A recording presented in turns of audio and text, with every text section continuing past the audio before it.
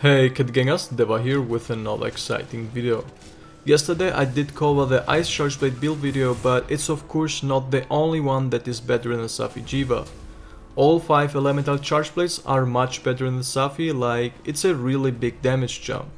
Safi'jiiva charge blades are not comparable to the Kiar charge blades. It's kind of sad because I know most of you maybe just finished crafting or upgrading the elemental Safi weapons.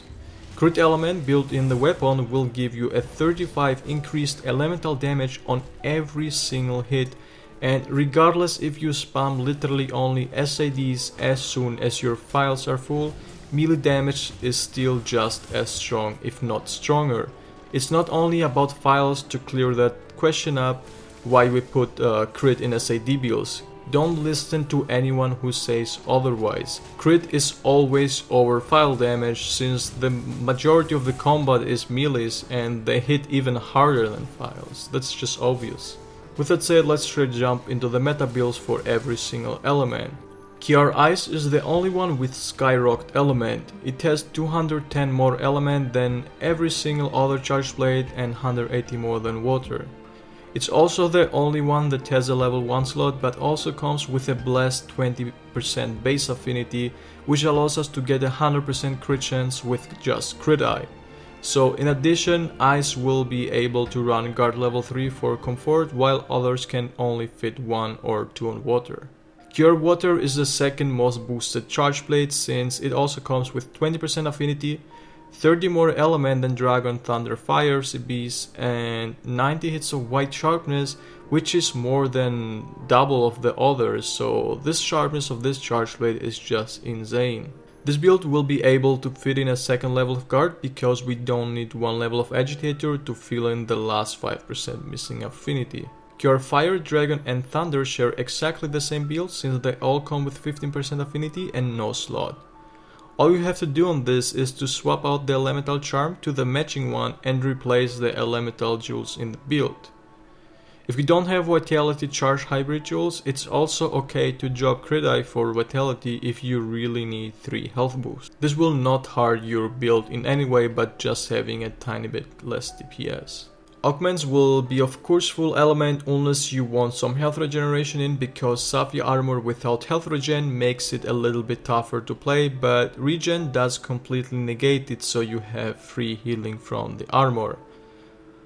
Augment modes will be 5 times element, and the last 2 can only be attack since you can't choose any more element. On your mantles you should always slot in medicine jewels since they do increase Safi and health regen healing.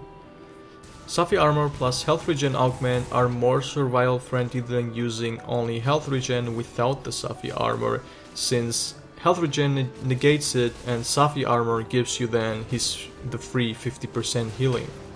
These are 100% crit chance builds wherever you hit, so your charge up and SAD meals will deal devastating 40% increased throw damage and 35 increased elemental damage regardless if you hit a weak spot or not. However, you must tenderize monsters since it's not about affinity, but the parts get so much incredibly weaker, and in the most cases it's about 40% more damage. This means if you're one of those players who doesn't tenderize, you automatically do extend your hunting time by a lot. For example, if you have a 10 minutes hunting time on a monster, it will be like 15 minutes simply because you don't tenderize.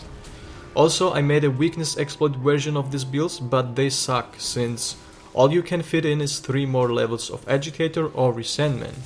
But you would have to drop health regen and every single hit of your hits on a weak spot, because if you hit just one hit that is not critted, it would already be wasted damage. So yeah, it's absolutely garbage. The 100% crit chance anywhere is the biggest damage boost you can get on this game. I have really no words to describe how much stronger that is than min-maxed weakness exploit paper builds, which are only theory and impossible in practice. Not even in speedruns, you will always have a single hit that is not crit, and that will waste the 1% damage you gain from 3 resentment. Hope you all enjoyed this short video, and if so, be sure to leave a like and comment down below what you want to see next from me. For more Kiar meta builds or guides and speedruns, hit the subscribe button so you get notified whenever I post a new video. With that said, I wish you all a nice day and happy hunting, guys.